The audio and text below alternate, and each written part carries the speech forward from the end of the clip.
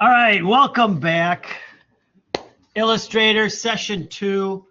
I hope everybody's doing good with session 1. I know it was a lot the first class, especially because I have to talk all about Blackboard, and this and that. We can finally slow down today. So there's going to be the 3 assignments that I'll talk about, and I'm going to do them. You will watch me do them. I'm going to talk about everything I'm doing, and you should just be able to follow suit. Again, I record all these and I post them and then I put them in the lesson. So even if you're like, wow, he breezed through those, you can watch them on YouTube, rewind, move it back to that one little, oh, I missed what he said, and go back and rewatch exactly what I did. It should be good. These should be a little bit shorter now. So hopefully just like an hour and a half or shorter. So, I guess with that said, we can jump on in. So I'm going to click on Studio Sessions. We are in session 2. Oh, there's something else. The radiator, every once in a while, will sound like a harmonica. I'll try to talk over it. It's not horrible. It's just a little irritating. Just so you know, when you hear that noise, we all know it's there. I've put in the request to have it fixed. So, all right. So we're in session 2.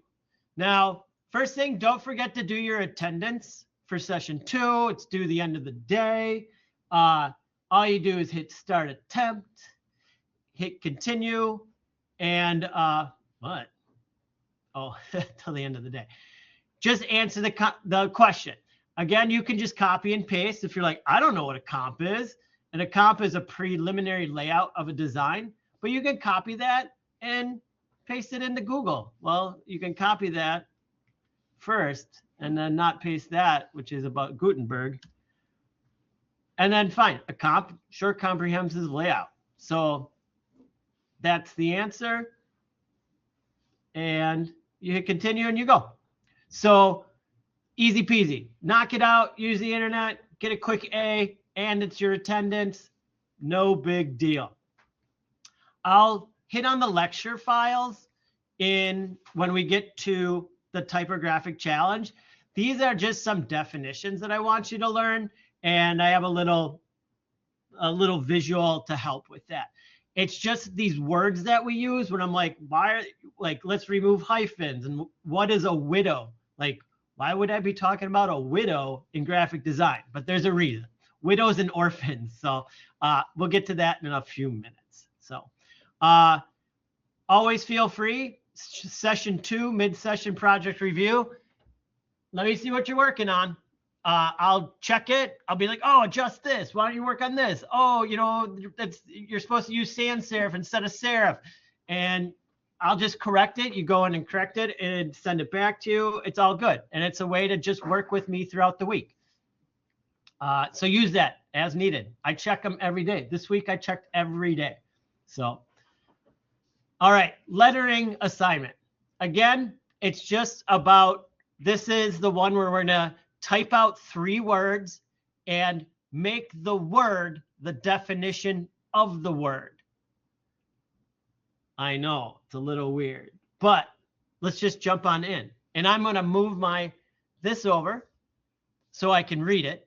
And then on my second screen, and then we will start here. So simply, you have Illustrator open, I hope, or, open up Illustrator, and it's going to look like this. At least on the left side, I have my own work. You'll have your own.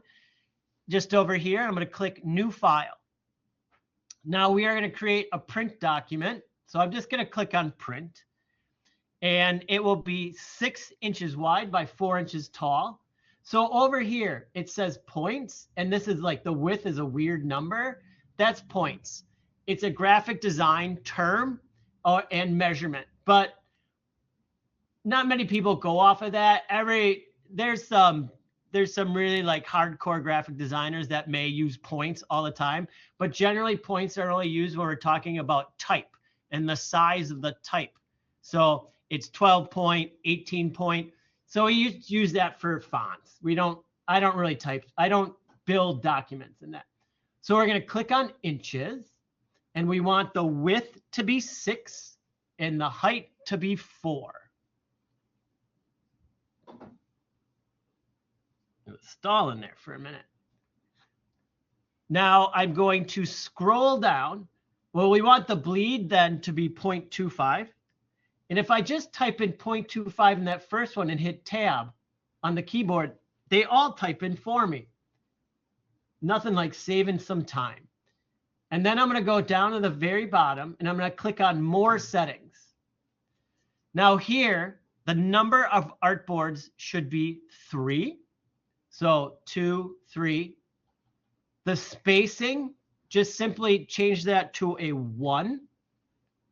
And I want them horizontal. So it's the third one. This one will make columns and rows. This is another columns and rows. And then this is across and down. Yes. I don't see Illustrator on here. Go to applications. I'll help you. Let me just stop for a second.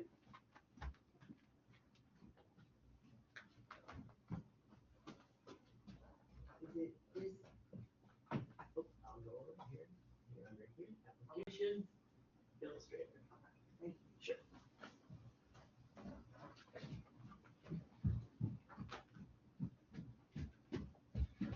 All right. So we'll have 3 artboards. They'll be horizontal, 1 inch apart, 6 by 4, all that. And I'm going to create the document. And there we are. So it's kind of that easy. As I talked last time, the best layout for your Illustrator window, as we'll call it, is I would have the content at the top, layers on the left, and properties on the right. How do you, and again, I'll do this. How do you get them? How do you move them?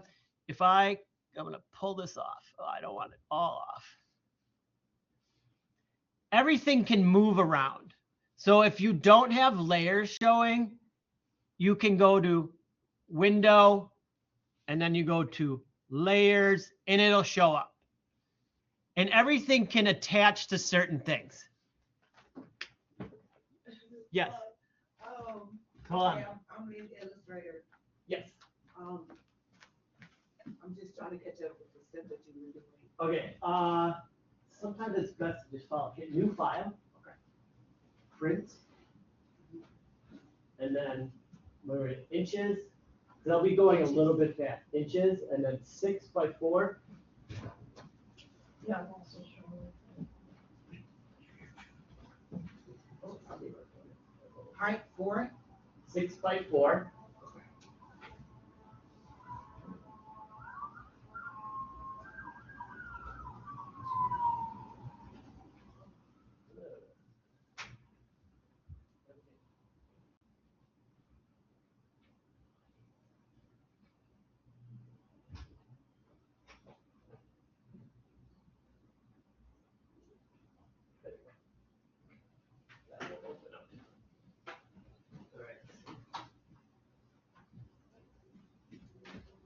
You're good.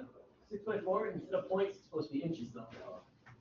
So for everything and going through, you might not be able to keep up with me right now. If you're new to this, if this is the first time in the class, kind of just watch. Know this is all recorded. And then in the assignment, it is all written out word by word. What are the exact steps to take? So if you fall behind, you can also look at the Blackboard, and you can have, most of you in the class, you can have Blackboard on one screen, Adobe Illustrator on the other screen, and that way you can look at one while working on the other.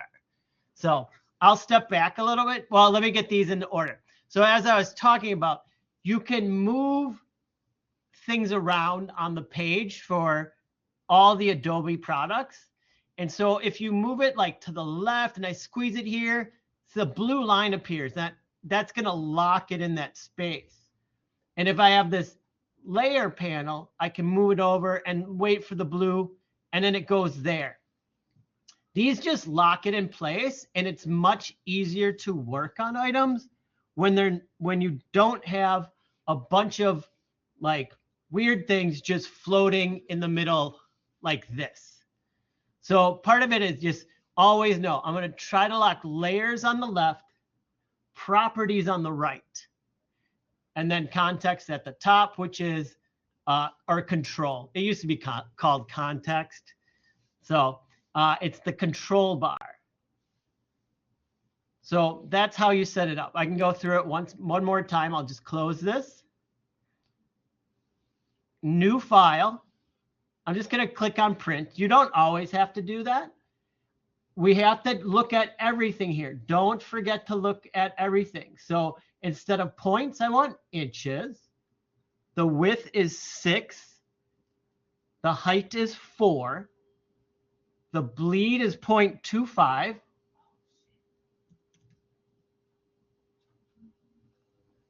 And then we're going to go to more settings. Number of artboards is 3. The spacing is 1 inch. And I want it horizontally across. And I'm going to hit create document. Every assignment, almost every assignment we do, we'll be doing this over and over and over. It's how you create your documents. And so anytime you'll be working in the graphic design industry and somebody says, here are the parameters for yours, this is what you do. And so don't worry, we'll be doing this a lot, and it just has to become a little bit about memory and about knowing what to do. If it's the first time you're doing this, you might have to go back a couple times and be like, oh, I had the wrong size or this. Once you do it a couple times, you'll be like, I remember each time. And each assignment is written like exactly the same. So you can just follow it step by step. Each bullet point tells you exactly what to do. All right, so we have our 3 artboards. And now we need to set up the other kind of like typesetting information per the, what we do in graphic design. So the first one is we're going to create the margin. So I'm going to go to my layer, this layer 1, and I'm going to double click on the name, and I'm going to call margin and just hit return. So that's my margin layer. Now in that, I'm going to create a box. I'm going to click here where the box is, and I'm going to draw a box on the first artboard. And I'm going to click and drag. You just click and drag and you make a box. It's similar to a lot of the other, like if you've used anything to create any sort of drawing on the computer and needed to create a box, it's click and drag and then let go. But we're going to refine it and make it perfect. And the way we do that is I have the dimensions, and it says draw a box that is 5.5 by 3.5. So I'm going to start up here. In my properties, it says transform, and I'm going to double click that and type in 5.5 and then 3.5. So that changes the size of that.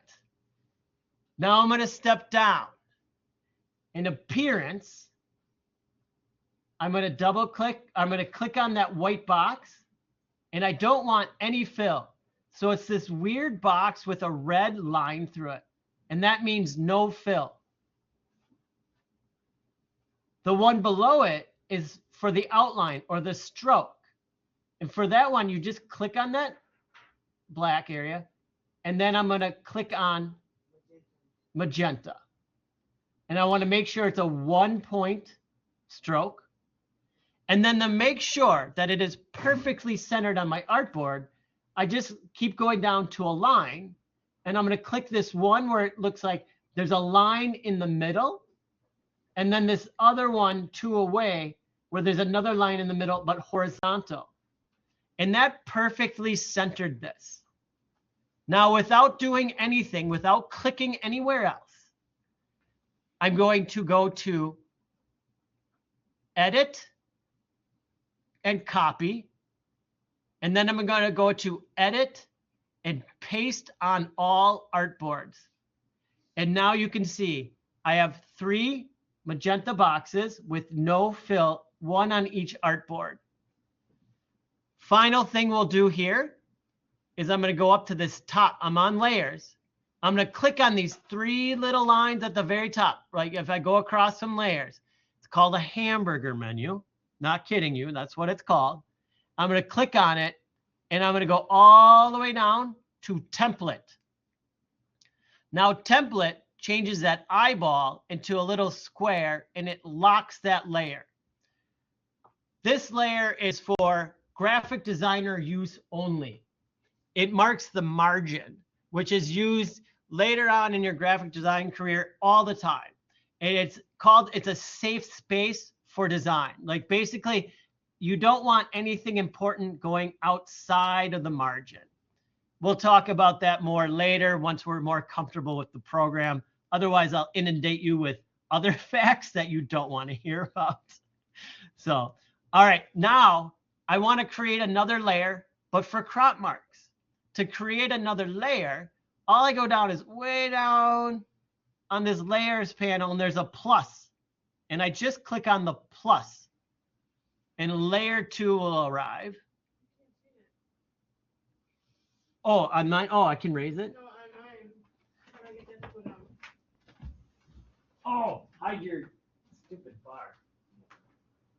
That's this. So on some computers, there's a dot. You can't get to it. Ooh, system site. What is that called?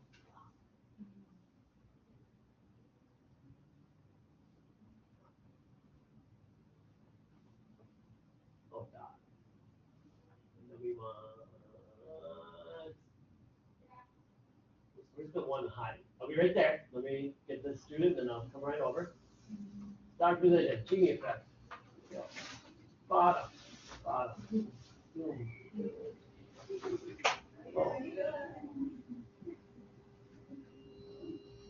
Automatically hide the dot. All right, there we go. And it'll go on When you go down far enough, it should pop back up. Okay. And then there, now you can get to the plus. Yes. Okay, where's the Now you type in 0.25. 0.25, not 2.5. 0.25. Hit tab. All right. Now you're going to go all the way down to more settings. And then we want 3. We want it horizontal. And then this is 1. And hit go to create document. All right. All right. So we had the margin created. Now I want to create the crop marks. So I'm just going to double click where it says layer 2 and type in crop marks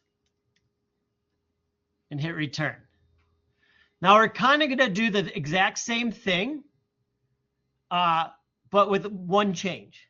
So I'm going to draw a box on the first artboard, but this one I'm going to go, and I'll zoom in. I'm just going to go from corner to corner. So I'm going to click on the box, and I'm going to go from corner to corner. And then I'll just double check. So I'm going to go back to properties now. I'm looking over here. And it's 6 by 4. So it's the exact size that I want. I don't want any fill. So it's got the red line. I'm going to take the stroke off. I don't want a stroke on it. So I'm going to make both invisible.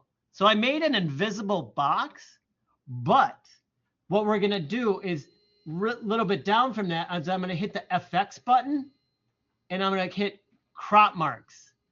And then you'll see crop marks will appear on all 4 sides. Wait, did I work on that? Yeah. Quickly, do we have a tutor at all? No, Or you can have any support hours for that? I'll be any of those times I'm here. Okay, okay. Yeah. Where you're not in class. Yeah, I mean, they can come in. Yes. Yeah, I'm always around. There may be some one-on-one. Okay. So it was the crop marks was under the FX button. So under appearance, it's fill, stroke, opacity, and then there's a cool little effects. And then it shows I have crop marks on. Now, again, I'm going to do that same thing where I'm not going to touch anything quite yet, but I'm going to go to edit, copy, and then edit, paste on all artboards. And now I have crop marks on every artboard. And it's all in the same spot that I left it. And then after that, you can lock that layer. There's a little lock, and you click that. That means no matter what, I can't do anything to the stuff I created. It's locked. I can't move it, mess with it, do anything. And again, like I mentioned in the first class, is the layers that we're working with are, consider them like pieces of glass. And you just start stacking pieces of glass, one on top of the other, or you can rearrange them however you may need. So you can put a little piece of artwork on one piece of glass, and then put another piece of glass on top of that, and put another piece of artwork. And what that does is it keeps all parts separated. And in the end, you may think, well, why wouldn't I just want it all in one space? Because there's times where you want to move one thing and not everything. And so if you just have it on a layer, it makes it far easier to know where everything is. And that makes more sense in that in the next assignment, in the typography one, where you're going to have a title, an author, body copy, and an image. And if all those are separated, it's a little bit easier to work instead of like, oh, I meant to move this and I grabbed that by mistake. So think of each one of these as a piece of glass. Now I'm going to add one more layer, and I'm going to bring it down to the bottom, and I'm going to call it type. And this is where we're going to have some fun. So I have 3 words for this class, for this is Monday's class. And the 3 words are, and they're in the assignment. Don't worry about getting this all in. It's noise, exit, and dividing. And in the first class I went over, I talked about serif fonts and sans serif fonts. For this assignment, you are to use a serif bold typeface. So I'm going to click on the T in the toolbar. There's a T. And I'm going to click once. I'm just going to tap. I'm not drawing a box. I'm just going to tap. And I'm going to type the word noise. Now, I can change my font, and I can either change it up here at the top or here on the side. So I want a serif font. So I want the little end points. So if I go down and I know, let's see where I want. I might just do Times New Roman bold, make it easy. So I do Times New Roman, and let's see if they got a bold. All right, so this is it. Now it's really tiny. So what I want to do is first off, make this a little bigger. So I'm going to go to the corner, and I'm going to hold down Shift, click the corner, and drag. Now I'm going to be very vocal about always holding down Shift, because Shift constrains it. I don't want to just kind of Willie, oh, that I made it bigger. It looks great. Well, nobody can read that. You squished it. So holding down Shift, no matter where you grab it, will constrain it and make sure it stays the correct size. The way I like to describe this to people, like nowadays, for most people, not everyone, is social media. If I took a picture of you and I'm like, hey, do you mind if I post this picture? You're like, hey, not at all. And I'm like, all right.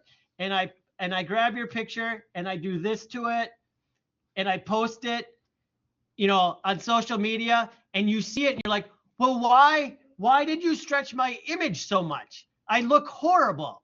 And you'd be like, oh, I just made it fit. And you'd be like, no, I don't like it. Can you take it down? So holding Shift is the way that we make sure we don't distort it. Now we want to play with this word. I want to make noise definable. Noise, something irritating, loud, something like that. How do I do that with this?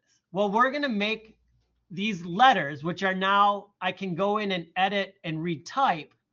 I'm going to take that option out of there. So I'm going to go to type and create outlines. Now what that did is it took away the option for me to ever retype these letters. They're now shapes. The next thing I'm going to do is I'm going to go to Object and Ungroup. Now all these shapes are on their own. So I can put them wherever I want, however I want, and have some fun.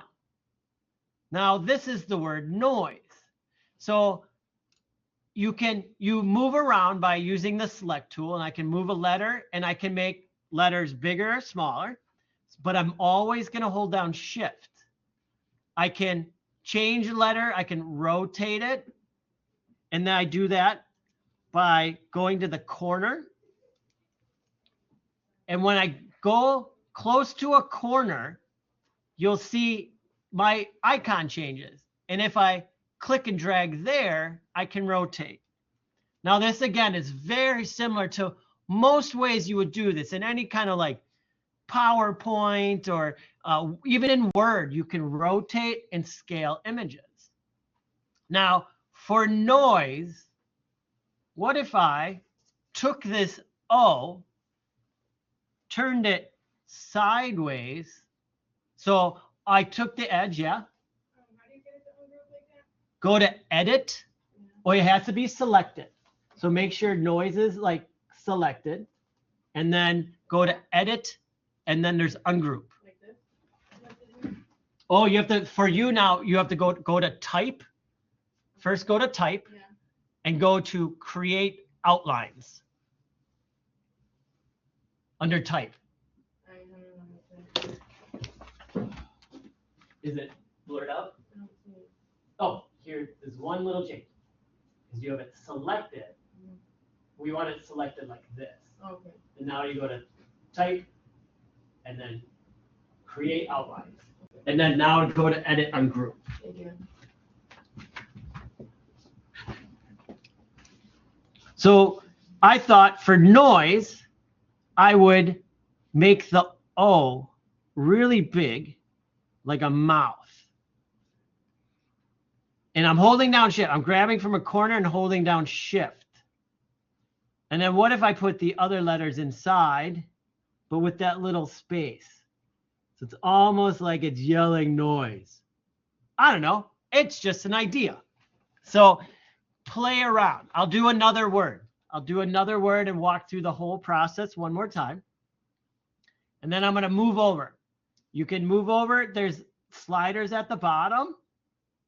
There's sliders at the side, just like if you wanted to scroll through, I always say, like a Word document, scroll through a website. There's a scroll bar on the side. There's one at the bottom. Or you can hold down the space bar and then click and drag, which is quite fun and easy to do. The next word, I have exit. Maybe I'll type this all capitals. I'm going to grab the corner. So all I did was take the type tool. I clicked once. It's black, so it's highlighted just like in a Word Word program. I'm going to type exit all caps. I just held down shift and type, standard way you type on a computer. I'm going to grab the corner and I'm going to make sure it's not that icon, but the closer one is that one. You can see that they change. I'm going to pull to make it bigger. And then I'm going to go to type. I'm going to go to create outlines. And I'm going to go to object, ungroup. Now, when I click on a letter, I can move them around. And so I got to come up with exit. How can I make the word exit look like exit? What if I distort the letter? Or I can do simple. what if I created a box? So we know how to create a box. What if I create a box and hide part of the T like it's leaving? So just like we did for the margin and everything, I'm going to grab the box, or like in that first assignment that we did, and I'm going to create a box that covers up the T. But then for the fill color, I'm just going to click on that, and I'm going to go to white. And so when I click off of it, it sort of looks like the exit is exiting. We do the last one. And I want you to come up with your own creative solutions to this. And this assignment is all about, it's called point type, where you click and write only a word and then break it out so you can do all kinds of fun stuff. Dividing is the last one.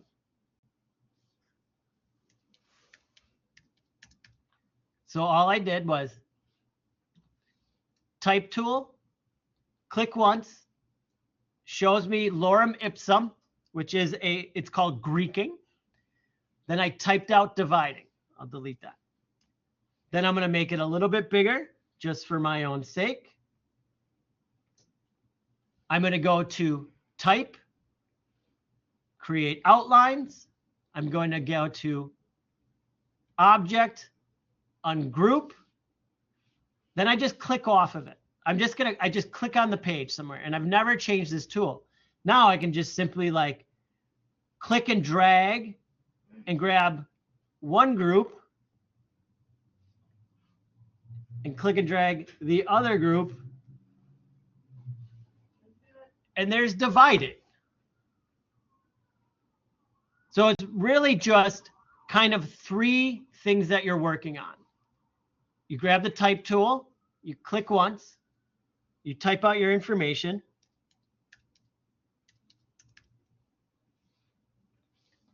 You're learning how to resize something by always holding down Shift.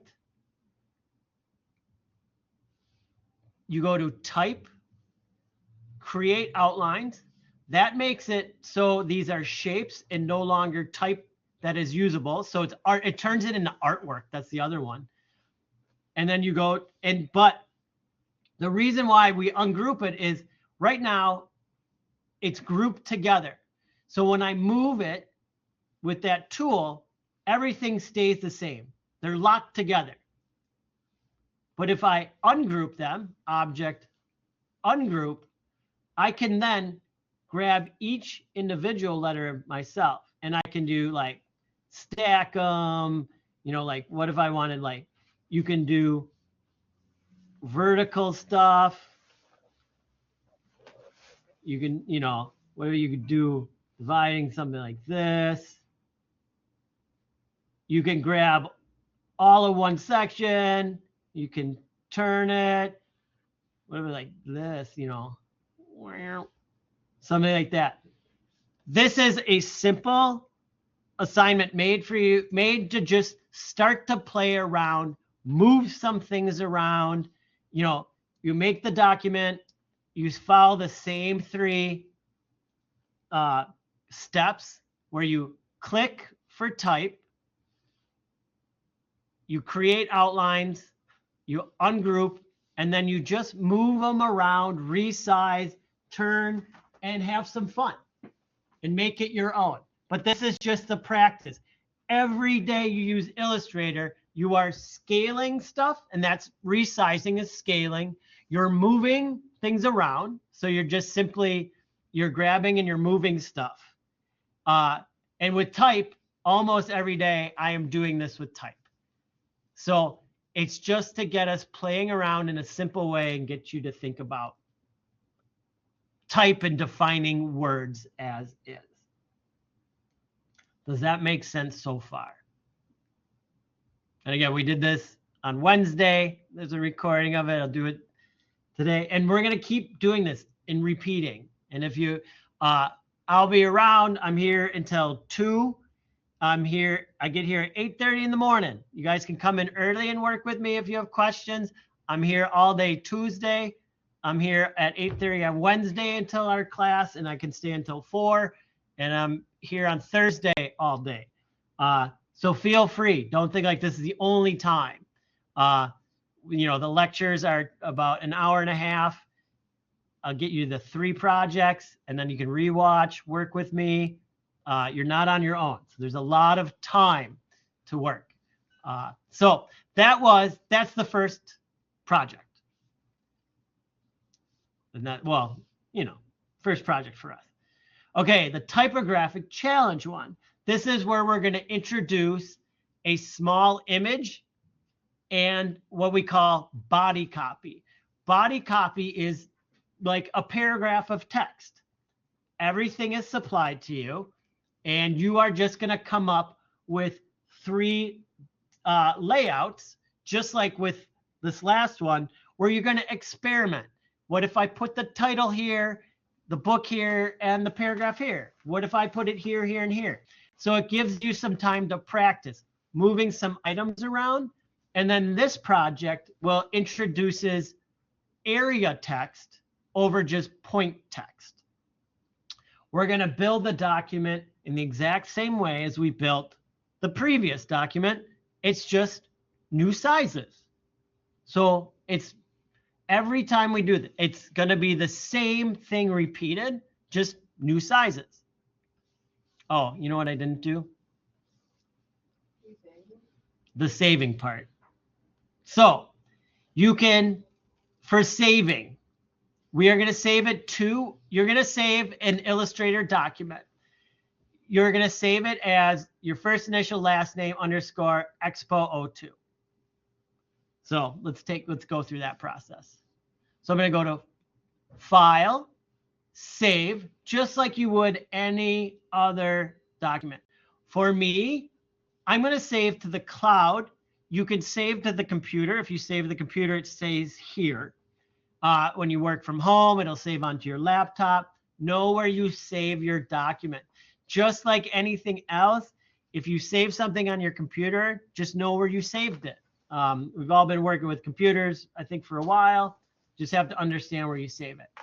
So this will be called, for me, my name, JSgaja _ EXP02.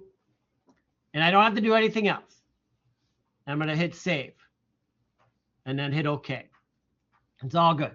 Now you're going to export a PDF 2 different ways. Easier than you think. So I'm going to, now that I saved it, I'm going to go to File, Export As. And there's only a couple items to pay attention to. Don't just hit export. Don't just run away. Wow, I hit export. We need to change the format.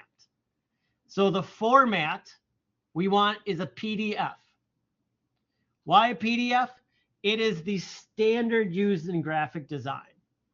It keeps vector, it low reses some other things, but it's the standardization. When you work in graphic design, 90% of the time they want a native file or a PDF. So we're just going to learn early how to do this. So I clicked Format to PDF.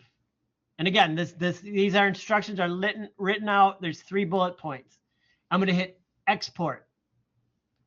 Now, for the client preview, it's called, Adobe PDF preset will be set.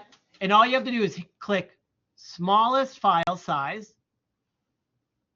I'm going to go down here, view PDF after saving. I'll make sure that's checked. And then on this left side, I'm going to go to marks and bleeds, and I'm going to make sure nothing is checked. Now, if you don't unsure, I have this little link here. If you click that, it will show in yellow everything I want you to have, and then in red what you shouldn't have. All right. So there's a visual there for you in the assignment. And then all you're going to hit is export PDF. And there it is. And here's the great part. You may say, I only see 1 page, but there's actually all 3 are in there. Now we're going to export it one more time, but this is like the way it would go to print. So we're pretending it's going to go to print. So it's the same procedures, except we just changed some of the items. So I'm going to go to export, export as, format PDF, and I'm going to hit export. Oh, cancel. I need to change it to press. There's a little intro. I apologize. It saved the project name, and I have client and press put in there, so it separates them out. So make sure you do that. I can highlight that in the assignment. So now I have press, because you don't want to save over your work. Now this one, for press, it's going to press. It's going to print. I want to go to press quality. So that's the only thing we change on this first page. Once you click this view PDF after saving, it should always be clicked. I think it just kind of remembers. And if for marks and bleeds, you're going to click trim marks only and use document bleed settings. These two items. And I'm going to hit export PDF. And that just puts on the crop marks for you. I'll review this again with the next project because we're going to do it again. So let's set up the new project. Don't worry, it takes practice. That's why I have an hour set for these for you to do them at home or on your own. It's a lot of repeating. It's a lot of doing it over and over. If you've never used this program and your first time here, watch those videos from last week. Save it to, right? Well, you can save it to the desktop. Right? And then, so PDF, and then, so on this one, I'm going to move over here. We're in session 2 now. And you are on this one. And you are, and then this is where you're at. Here's this, read those and read that. Okay. But don't do the PDFs until you actually type in the words. Okay. Does that make sense? Because then you're just saving blank documents for nothing. Right. Yeah. Okay. So you need to actually first do the assignment and then, and then you save it where you want. You have to make sure if you're working here at school and you save on the desktop, it stays here at school. So then you'll need to learn how to use the Creative Cloud that if you're working from home. But if you're always going to work at school, you can just always come back to the same computer. It'll be there. It always saves in the same spot. All right. Typographic challenges 2. This is the one where we take a book quote and add an image, a title, author, and paragraph. So I'm going to click on New File. I'll click Print, change points to inches. New file. You have something open. Just look on your right screen. It's there. Oh. Okay. So 6 wide by 5 tall. The bleed, 0.25. Sorry about the harmonica. So 6 inches wide, 5 inches tall, 0.25 for bleed. There's 4 areas. If you just type in 0.25, it'll populate the rest. Go down to more settings.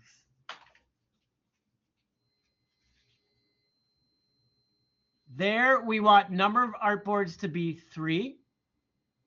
We want the spacing to be 1. And we want, out of these little boxes next to the number of artboards, we want horizontal. And when I hit create document, like the other one, we get 3 artboards, 6 inches wide by 5 inches tall. And we're going to do the same thing. We're going to create margins, crop marks, and layers. All right. So I'm going to call my layer margin. I double click on the word, type in margin. I'm going to click on the box rectangle tool, excuse me. I'm going to click and drag and make a box on the first artboard. I'm going to go all the way to my properties menu, and I'm going to change the sizes here. And it's going to be 5.5 by 4.5. And I'm just going to kind of keep going down. I transformed it. I'm going to change the fill to nothing. The red line, that first swatch, it's called nothing. I'm going to change the stroke to magenta. Why magenta? It's an industry standard. That's just like when they came up, when they're doing printing, magenta was just the industry standard that they came up with using that for a margin. All right. And then the stroke is 1 point. Now I'm going to keep going down, but this is the margin, not the crop mark. I'm going to go all the way down to a line, and I'm going to hit this third one in for center, center. It's one in. As you can see, there's a little line down the middle, vertical, little line across, horizontal. Now I'm going to go without touching anything else. I'm going to go to edit, copy, back to edit, paste on all artboards. Final thing for the margin is I'm going to go up to the 3 hamburger lines, this little one, like layers right across, and I'm going to go all the way down to template. That changes the type of layer it is and locks it. That way we can't mess those up. Those are locked in position, perfect for us to start working. Now I'm going to go in layers. I'm going to go all the way down to the plus, and I'm going to click the plus. I'm going to double click on layer 2. And I double click on it, it activates it. Again, just like, I almost wrote the wrong thing. Just like any other program where you got to change the name of something, you just double click on it. I'm going to type in crop marks. I'm going to go back. I'm going to make sure that the crop marks layer is blue. That's how I know I'm on it. I'm working on that layer. It's blue. I'm going to make sure I'm on the rectangle tool. And then I'm going to click and drag from one corner to the other corner. And it should somewhat snap. It's called snapping. When it feels like you're dragging it and it goes a little bit further but matches up with something, that's called snapping. It's an aid. It's very convenient. Now I'm going to go over the properties like I did for the margin, but this is crop marks. And I'm going to double check my size. So for the crop marks, we want it 6 inches wide by 5 inches tall. Well, it's snapped to the correct size. I'm very happy about that. I don't have to change anything there. As I go down to appearance, the fill remained no fill. But the stroke, I need to click on that magenta for the stroke and then make that the red line as well.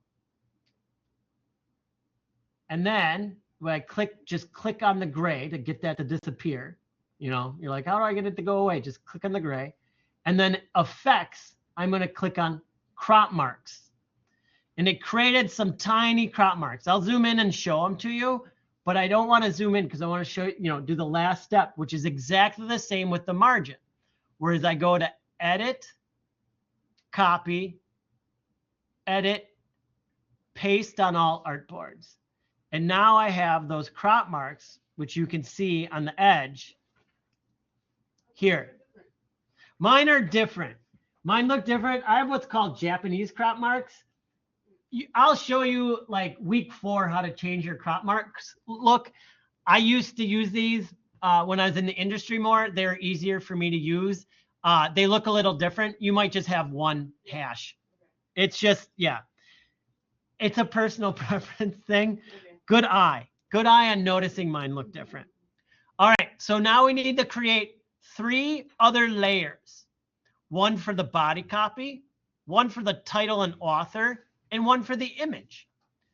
So I'm just going to be on this layers, and I'm going to click the plus and double click and call it body copy.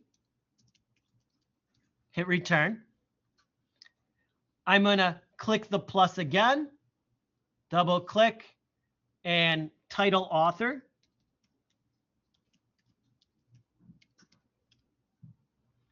I'm going to click the plus again and type in image. Now I want the crop marks and margin to be on the top.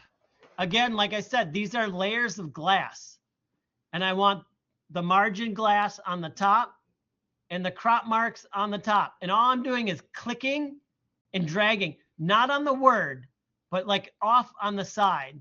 And then once you click and drag, you can push them around. And as you can see, it's like as I move up, that little hand comes up like a little fist, like he's grabbing it and moving it. Sorry, I don't know why I said he.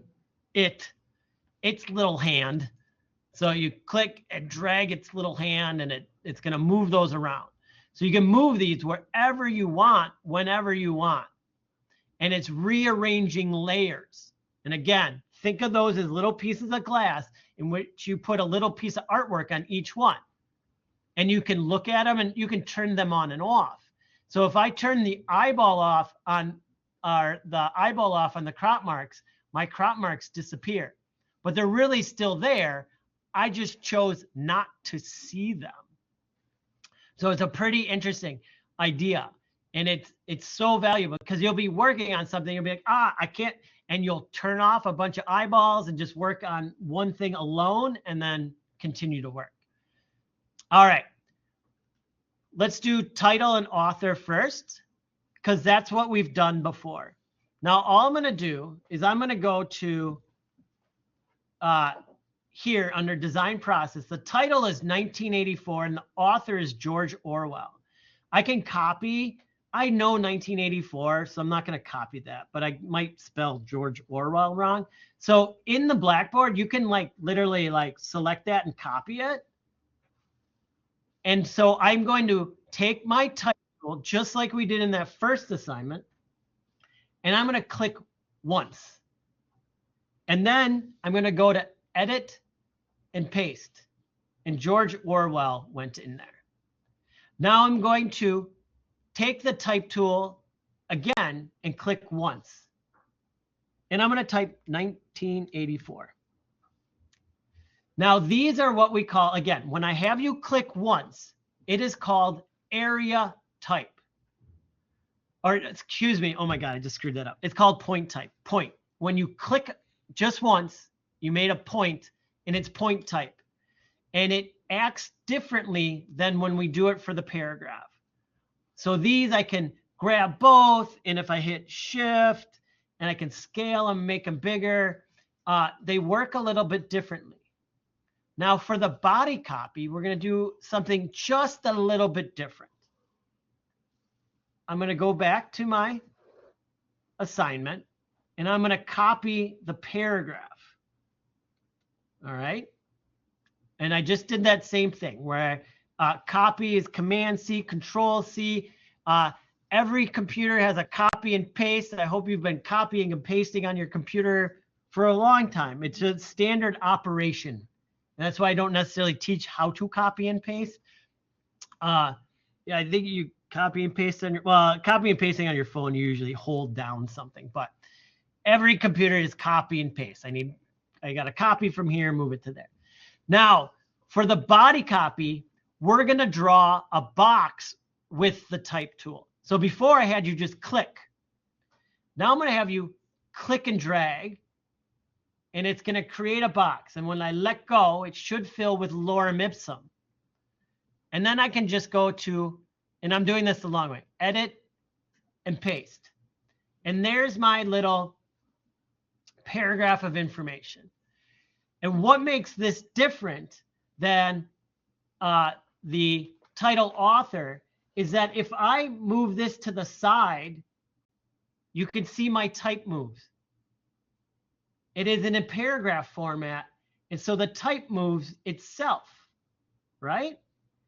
And so it acts a little bit differently than when I do this and I go from the corner and I have to hold down shift. Here, when I go from a corner, it makes the type bigger. Here, when I go from a corner, it changes where the type is moving. So if I want this type to be bigger, I actually have to go here under character or at the top.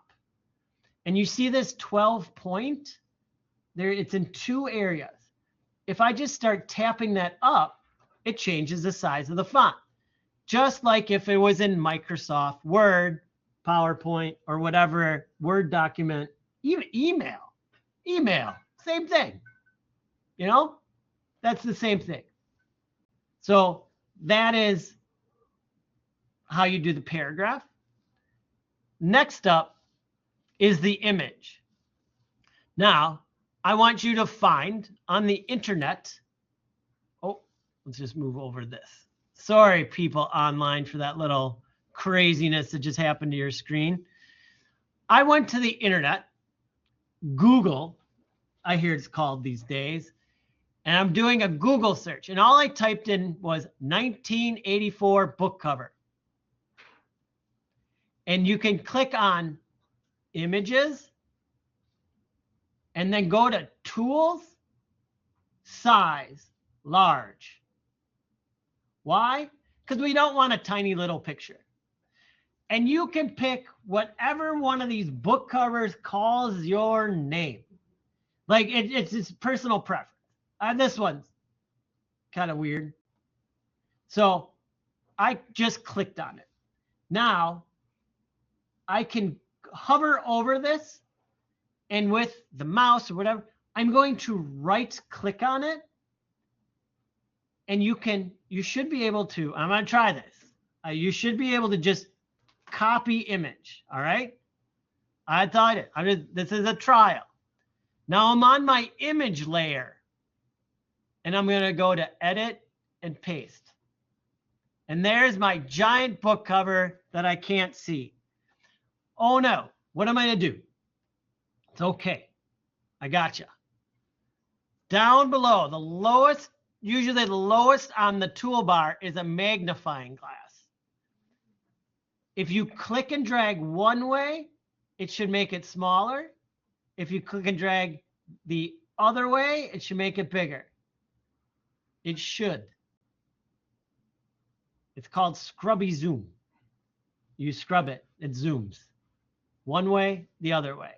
And I'm just going to go all the way out till I can see that. Now we need to change the size of the image. And we do that by scaling it, but we can just do it by that grabbing the corner. So I'm going to make sure I'm on this select tool, this black arrow. I'm going to grab the corner and I'm going to hold down shift, right?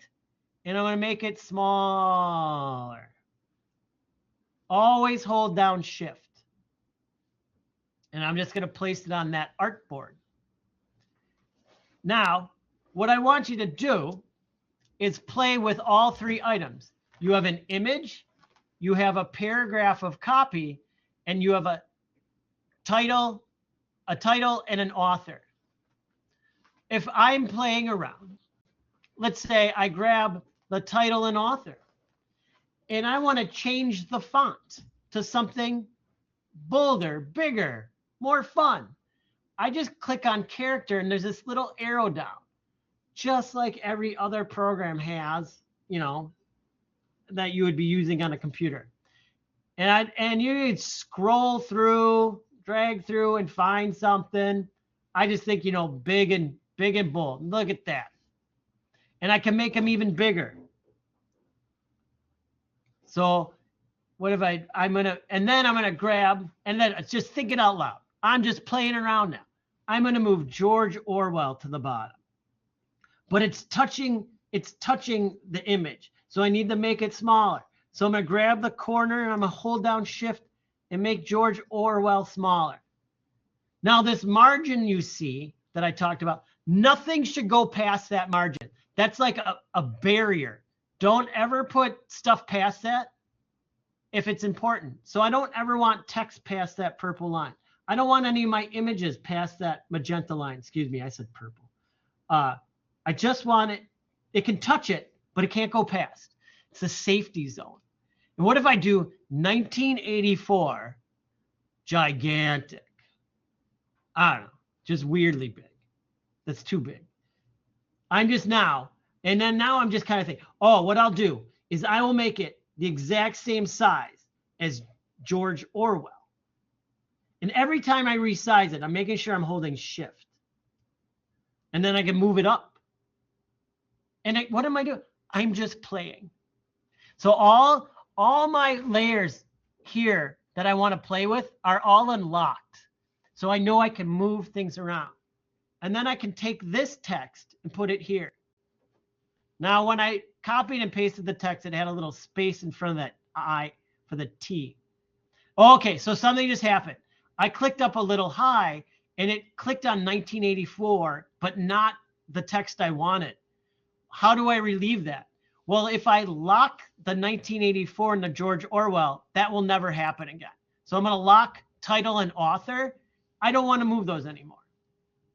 But then what I can do is I can go on the body copy and move this and not worry about ever grabbing the 1984. Look at that. I can't grab it no matter what. Can't move George Orwell, but I can move this around. So it allows you to like isolate, it's called. Isolate some object and work on them. Now I'm going to make this the same width as that. I'm going to scroll it down. And maybe should I make that font bigger? That's too big. Okay, 16 is big enough. And then, as my final design choice, I'm going to move my image maybe like right there. Just playing around. Now what you can do for the next item is I want another design using what you've done here. And don't forget, like, see this George? I'm going to zoom in. George is a little bit off to the side. If I unlock it and I click on George and there's arrow keys on my keyboard and I just tap those arrow keys, it nudges it. Arrow keys are amazing. It just nudges it. Helps you get it like exactly where you want it. When you get really good at Illustrator, like you can change the amount that it nudges to like microscopic nudging. Like people get crazy with it. Now, I unlocked my 3 main layers. Just the 3 main. Image, title, author, and body copy are all unlocked. So I can grab those, and I should just be able to copy and paste them. No, okay, let's not do it. Okay, I'm going to teach you something new. I'm going to grab all 3. But before, and I'm going to go to edit and copy. But what I want to make sure I do something, I'm going to go back up to this hamburger menu, and there's something crazy. It's called paste remember layers. It's at the bottom, and I'm going to click on that. You know it's on if there's a check mark next to it, and it should be check marked. What that means, if I copied this, so all 1984 is blue in the blue layer, the body copy is in the green layer, and the image is on the pink layer, known by these colors on the side. So now when I copy those, and then I move over here, and I hit paste, it will paste them into their same layers, so nothing gets screwed up. And I can just do that again. I'll move over here, and I'm going to hit paste again. And I preloaded those. Now, my second design, I'm going to play around. Okay, I want 1984. I'm going to maybe, let's put, I feel like I did this with the last one. Like, you can put 1984 on side. And what if I make it as tall as the piece? And I'm just resizing things. And then it's like 1984, George Orwell. And then I'm going to have the type be here. Nothing's going past that margin, right? And then I want the book cover here. I'm going to line the book cover up here, and I'm going to make it smaller because we don't want anything touching anything else either. We don't want the text touching the type. It's just a bad move. We always give white space around things. So there's a secondary one. So I got one, I got another one, and then I need a third one. So what if I want everything small? What if I make this big? How much space? And all I do is just grab and move. You're just clicking and grabbing and moving. I'm going to click on that. I'm going to hold down Shift. And we could have that be like big. Am I always holding down Shift whenever I resize stuff? Right, so it doesn't get All wonky and distorted. Yeah. You always just, your hand should always, like, there's so many things now. It's kind of funny how often my hand, like, I go to do anything and my hand's always on Shift. But it just because I'm always designing. But even when I'm doing undesigned stuff, you just always hold down Shift.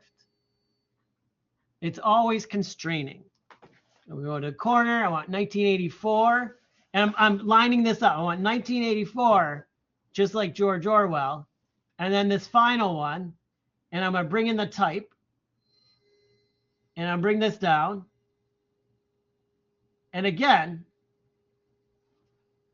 right down here. It gets smaller and smaller. There's a little red plus that shows up. That means there's hidden typography in this green box. Well, how do I access it? The type is just too big. So instead of 16 point, just like in an email, just like when any kind of weird correspondence, if I just make it smaller, it starts to fill in. And there we go. Now, there's two things I want to tell you about this, and then I want to get to that third assignment of ours, because I'll be running a little bit later. But there are two things. Under paragraph here, when you're on it, there's 3 dots. And I want you to always make sure hyphenate is unchecked. All right? We don't want hyphens. So let me close this out. I'm going to do a micro lecture, and then we're going to do our third design practice. And I'll just dig into that. So this, you do the file save as, and save it as it says to save it in the assignment. So you're going to have your Illustrator file. It's called the native file. That's the file that you work on all the time. And that is, hold on, I'm going to find my window. Oh, did I close it? Shoot. Oh, this is going to mess me up.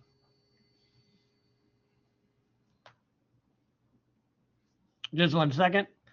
There we go. Don't lock me out. Okay. Mission 2.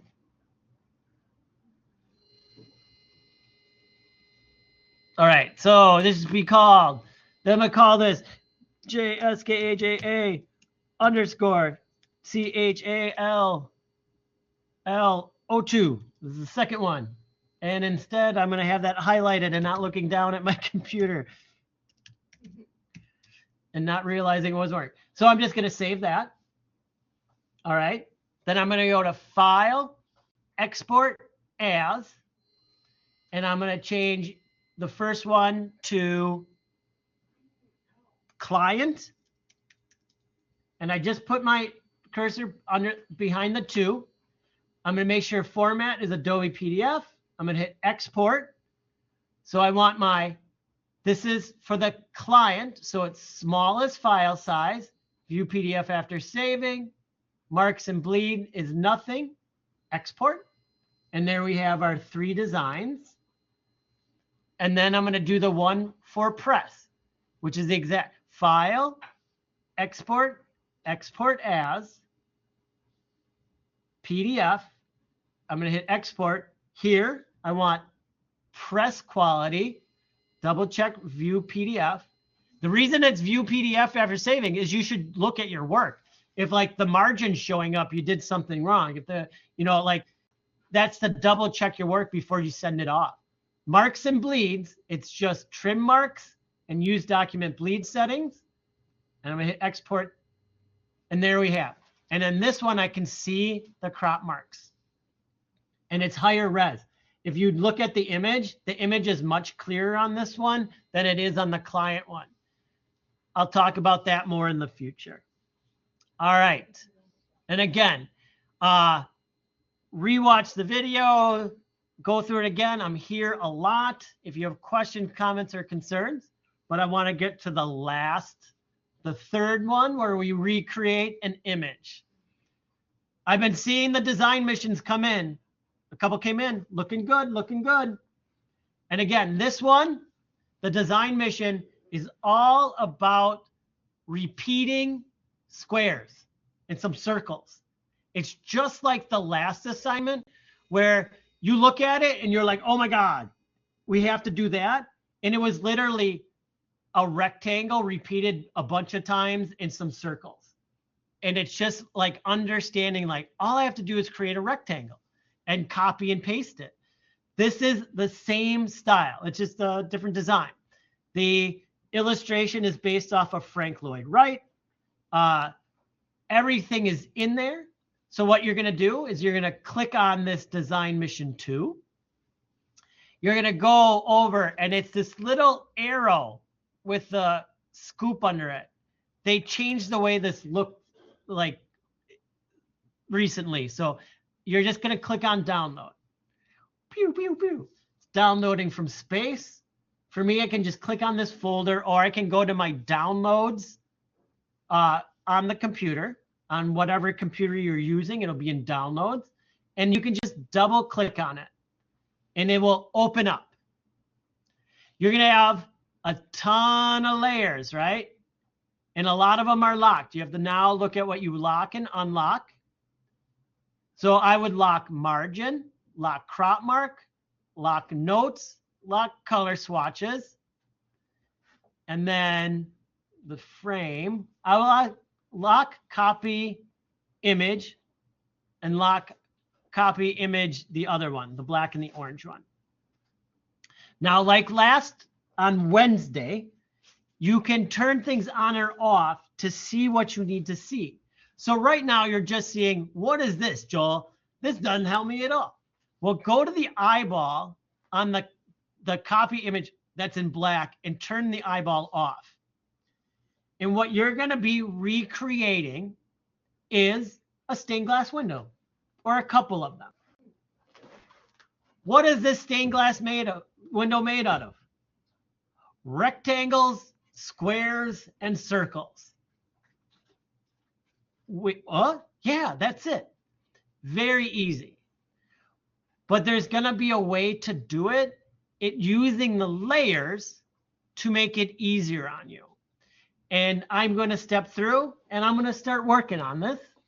And I'm going to start from left to right and get as far as I can until the class is over. It won't take long. And again, looking at it, you may be like, oh my gosh, this is a lot, but it's not. It's just some lines. It's literally, it's lines and squares. So I'm going to turn that one on. I'm going to be actually doing this a lot because once you kind of get it, you're just going to be moving things around. So I'm going to go and I'm going to lock everything but shapes. All right. And I want to make sure shapes is blue. And I'm going to take my magnifying glass and I'm just going to start up here. Let's start simple, right? And here's the other glorious part about working in layers. You can be a little bit sloppy on layers that are behind other layers if you're going to cover them up. You'll see what I mean in a minute. So first off, I just need a rectangle. And we've already been drawing rectangles. So I'm just going to draw a rectangle this size. And for the sake of doing this project, right away, I'm going to click on the eyedropper, and we did the eyedropper on Wednesday. The eyedropper will take a color and copy it. I'm going to hold down my space bar. The eyedropper should be like halfway down, or a lot of way. Okay. Then I'm going to hold down the space bar, and I'm going to click and move everything over. And I want to see my color swatches, and I can do it twice. I'm just going to let go, and all I'm going to do is then click once on the red. I'm going to hold down the space bar. I'm going to move my open hand over here, and I'm going to click and drag it to the left. And now my square is red. Here's the key. Now I can go and make every red square on the page. So I'm going to go back to the rectangle, and I'm going to draw a red square. And I'm going to draw a red square. And I'm just going to draw a red square everywhere I see a red square. But Joel, there's a circle. We'll do the circles in a minute. But just instead of switching tools, and every time, if you see me moving, my hand is now over the space bar. So I'm going to click, when I click and drag and make a square in a red square, then I hold down the space bar and I click and drag around. And then like this one, I click and drag, I don't see a red square, I'm going to head up. So I'm going to click from the top. My hand is still on the space bar. Click and drag down. And you'll hear me talk about this. You need to design with two hands. Like, I'm not kidding you. Like, you design with two hands. One hand is on the mouse or the stylus, and your other hand is on the keyboard. You will be working with two hands now all the time. So don't have one hand hanging, like I see some people, like they start designing and one hand's like hanging off the chair down, like losing all its blood. It's down by their waist. Like, no, that hand should be on the keyboard, speeding things up. So now I haven't changed any tools. Like, I'm not clicking any more than I need. So I'm just going to go and make squares in this area, smaller, like a little bit over the black, not hugely over the black, because we're going to cover up when we make our lines. And I'm just doing every square. And you go around and do every red square. Oh, I'm getting to an area. Something's going to happen. I'm out of space. I ran out of space.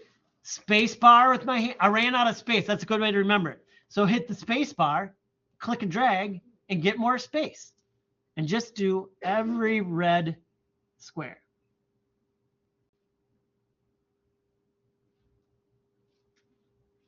Ooh. And just keep going. And I'm not going to do every red square, because you don't need to have me just do every red square and then every gray square and then a few yellow squares. You get the idea. But I want you to get used to like that space bar where you can just click and move. Space bar. But like get them all filled in. And when you run out, because I want you to be zoomed in when you're working. Good Lord, don't try to do it like this. All right? And I've seen people try to do it like this. I'm like, I can't see that. Like, there's the wonderful properties of being able to zoom. And the part about Illustrator is you can zoom, I believe, I'm up to 64,000%. So you can see like molecules, like, so you can really refine stuff, and then you back out. The reason being, and like the reason we work in vector, which is what Illustrator is vector is mathematical shapes, in which it means, and what we call it is, it's infinitely scalable. If I took a picture from Photoshop and I zoomed in, eventually I'm going to see square, these pixels, this crap. This is a perfect example. So the more I zoom in, these pixels get bigger and bigger and bigger, right? That looks bad. But in Illustrator, if I have a round circle, this is an offshoot. Don't do what I'm doing. This is just to teach you. The teaching moment. Let's make that like the thick like it was. So if I zoom in on this, there's no pixels show. Like it never gets jaggedy. Never. And that's the beauty of vector, is it never gets jaggedy. So I could take this piece, and if somebody's like, I want it so big it's on the side of a building. Not joking. I've done work like that. Or on the side of a semi-truck. I've done work on the sides of semi-trucks. You use Illustrator because you can design it fairly small, knowing that when they blow it up, it's going to be just fine. All right, lots of squares. What do I do now? I'm going to stay on the shapes layer, and I'm going to zoom in. And, oh, I got a yellow square. All right, we'll draw that. Ignore this because I did that example. Okay, I drew a square. But Joel, it's red. All right, eyedrop tool, hand, space bar, move over, click on the mustard color. There, we got a mustard. Then you go around and do every mustard square. There's much fewer mustard squares. And you get the idea. I hope you understand. Like, it's just the squares, just the squares, just the squares. But Joel, there's these. What do I do? These are just rectangles, which are squares, just longer. So, you know, it's the same thing. It's crazy. Like, okay, for this, there's that. And I'm going to go all the way over. I'm holding the space bar. I didn't click anything. I'm going to click on the eyedrop tool, click on blue, go back to my American flag over there, and now it's blue. And then I just make a bunch of red rectangles. So you're literally just making squares over and over and over and over and over again. All right, the circle. Let's make a circle. The circles are fun. Circles are fun. There's a bunch of ways to make circles. And then I showed you, I've seen the speakers come in. People are getting it. So the circle, you can draw a circle in many ways. If you want an oval, don't hit shift, right? All right, I'm not holding any keyboard option right now, and I can make any elliptical shape in the world. As soon as I hold down shift, I can only make a perfect circle. So you're gonna hold down shift. Now, that's one way. I've gotten in this weird habit, and you do it sometimes. If you hit shift and option, you can make a circle grow from the middle out. That's advanced. I don't know if I'd be trying that quite yet. No, I'm just kidding. It's like whatever you're used to. And I use both techniques depending. I drew a circle. It's not quite big enough. Well, I'll move it over. And when I grab the corner, what am I holding down? Shift. And it makes it the perfect. And then I just move it. If I can't get it quite right, use the arrow keys. Tap, tap, tap, tap, tap, and get it centered there. Got another circle. I'm going to just hold down shift. See, the weird part is like, so to make a circle, the approximate size, you want to estimate, like you go and pretend you drew a square around the circle. And so I imagine like here would be a corner, and I hold down shift and I get it like, okay, it's not perfect, but then I hit the arrow key, tap, tap, tap, and get it centered there. Oh, but this one's supposed to be green, Joel. What are you doing? It's blue. Space bar. Move over. Eyedrop tool. Click on the green. Head back over. It's a green circle. Circles are just as easy. I have a weird circle here. But we'll talk about the half circle. And then we'll do lines, and then you'll be flying from there. Half circle, same kind of thing. I'm kind of guesstimating, and I'm going to hit shift. This one we may need the cut. And then remember on these, there's this weird thing right here on the edge. And when I get close to it, Pac-Man arrives. See that? How Pac-Man arrives? And if I grab that, and I can just grab it and grab it again. And that's how you make that one. This one. This one's advanced. Okay, I kind of joke about this. This one isn't advanced. This one's a circle. So I'm going to do that same thing. And I'm going to hold down Shift. And I'm going to tap it with the arrow key. And it's still selected, but it needs to be red. So I'm going to hit my space bar. And I'm going to click and go all the way to the red.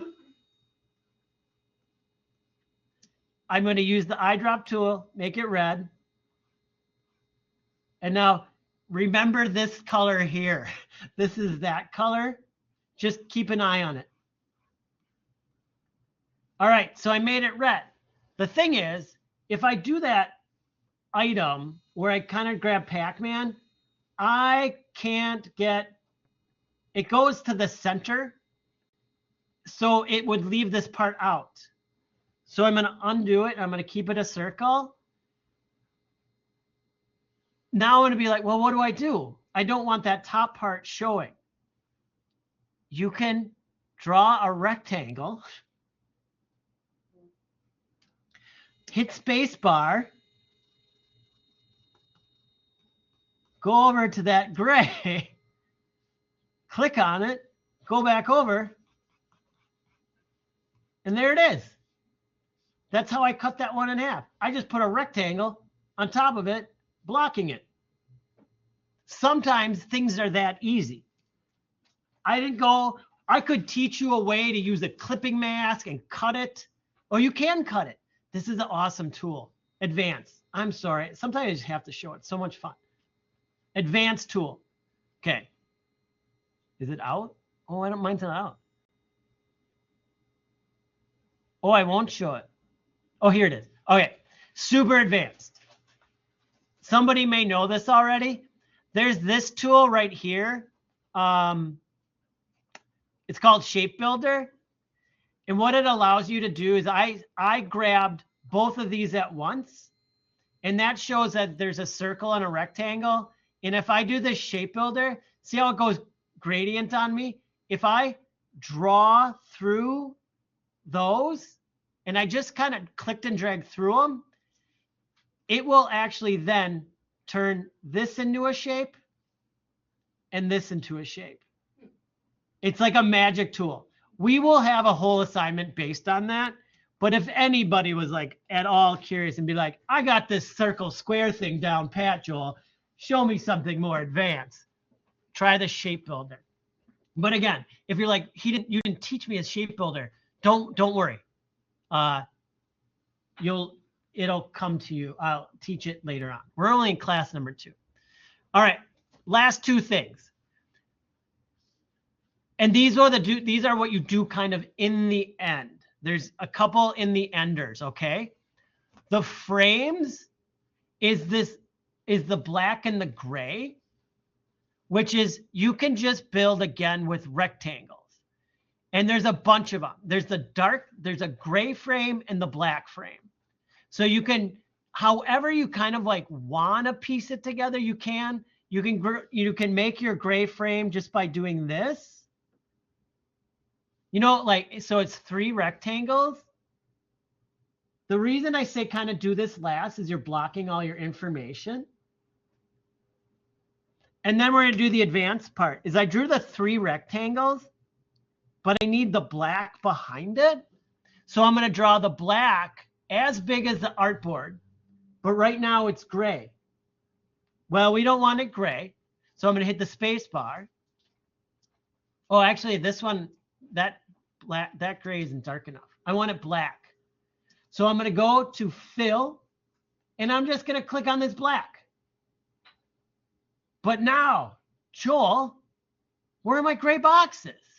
Well, just like these layers, everything within a layer is on a piece of glass. And I just have to move this rectangle all the way to the bottom. There's two ways I can do it. I can literally grab that. Okay, so there's that little arrow. Whenever you see these arrows appear, look at all those shapes. I can move these around. When it gets like this, I ignore it. Jesus, I'm not dealing with that. Excuse me. Sorry. But when it's simple, like the frames, oh, it's only got 4, I can move it.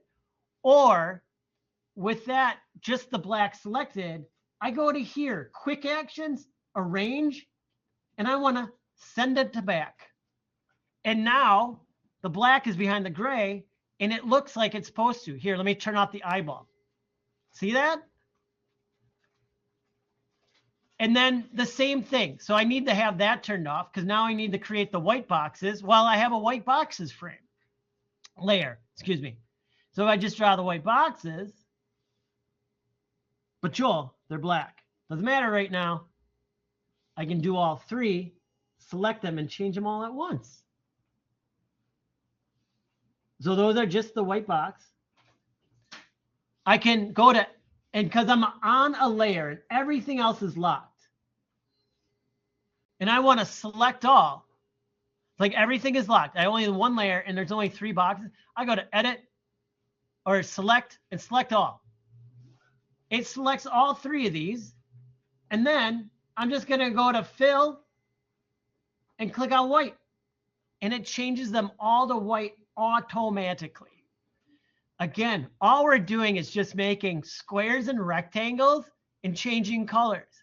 And now if I turn on my frames, look how close we are to getting to the final. Like I'll turn off everything. See that? We're 1 section away. What are we missing? Just some lines. So I have a lines layer. Now this is going to be easy. So I want to turn off all my eyeballs because I want to see my image. And I'm just going to start drawing lines. New procedure. Don't worry. The black line. Okay, it's a new tool. Are you ready for it? New tool. It's called the pen tool. It looks like a fountain pen. And all you're going to do, for this project, I just want you to click once, hold down Shift, and click again. And then it's going to be sticky. It's going to have this thing here. Just hit the Return or Enter key on your keyboard. Now what this did is it created a line. Now we have to change this line a little bit. All right. And we can change that in appearance. We want the fill to be nothing. We want the stroke to be black. And we want it thicker. So just like when we made those margins and we changed the stroke size, we can up the size. And I think 4 point looks good. You could do 4 to 5 point. 5, let's see, 5, 4 or 5, your choice. And you can, just like the shapes, you can copy and paste that and move it where you want. Or once I started drawing that line, I go to the pen tool and I can click, hold down Shift, click again, hit Return. And you can do that for the middle ones too, for these little ones. I'm going to turn off this and turn off that. So you can see and I'll change my color to pink so you can see it, like what I'm doing. So the pen tool, it's a little bit weird, but I'm going to click once, hold down Shift, click again, hit Return. If you get tired of doing that, and then here, you can do the long ones, but it's click, Shift, Return. Click, Shift, Return. But here's the crazy part. I'm going to delete those two. Make your lines as long as you can right away. So if I zoom out, I can make this line this is a short one. So I'm going to click, shift, click, enter. Here I can start down here. And I'm going to click, shift, click, enter. These are all the way to this circle. Click, shift, return. Again, I have a line going up here. Click, shift, click, return. And then I can go across. Click, shift, click, shift, click, return. And then I'm like, oh, I'm getting tired of all that. You can just grab this, and if I have shift and option at the same time, see how this second guy comes out? See that second arrow? Advance. I'm going advance here. And I drag it down, it'll make a copy. And if I hit shift and drag down, it'll make a copy. But you always have to let go of the button before you let go of shift and option. So click and hold, shift, option, and then pull down. Again, advanced. But try it out. You can use it all the time. Otherwise, just drawing your lines is click, shift, click, return. It's all, and then you're like, wow, it's a lot. But it's muscle memory. That's why we're doing it. So like if I go here, click, shift, click, return. And I can do all these vertical stripes. Click, shift, click, return. And that's the assignment until you get it all filled up and it looks like the final. So again, like that first one where you're like, wait, this is a lot of crazy stuff. No, it's some lines, squares, and circles. And if you go back to that first lesson, you were already making squares and circles, and you were already duplicating stuff. This is just another experimentation in that, but using more layers and then adding in the pen tool with the lines. And then you save this as the instructions say, and then you upload it to the assignment. So everything for, just as a reminder, when we meet on Mondays, it's due the next week Monday. When we meet on Wednesdays, it's due on that next week Wednesday. My hours for the people who need to work at MATC, I am here until about 2:15 today. Sorry, Monday's a little short, but I get here at 8:30 in the morning. So come in early, work with me. Nobody's in here. I'm here all day Tuesday. You can come and work during my classes. I'm here on Wednesday from 8:30 until 4 if needed. And then Thursday, I'm in here from 8:30 until 4 again. And you can come and work in my classes. So there's always computers available 4 days a week. Then there are computers in the computer lab underneath the library that are available a little bit more. And there's graphic design computers that have the programs, and the librarian will show you where to go, or the computer desk people will be, they're made just for the graphic design students. So there's always a place to work. You know how to get a hold of me from that first one. Just text me, email me, whatever. I will answer your questions as soon as I can. You can jump on calls, whatever it may be. So take your time, take it slow, rewatch the videos. I will post this one as soon as I can get it posted. It takes about a half an hour. And that's that. I'm going to close out and then I'll ask if there's questions so I can get the video processing. All right. Thank you very much. I'll talk to you later. Bye-bye.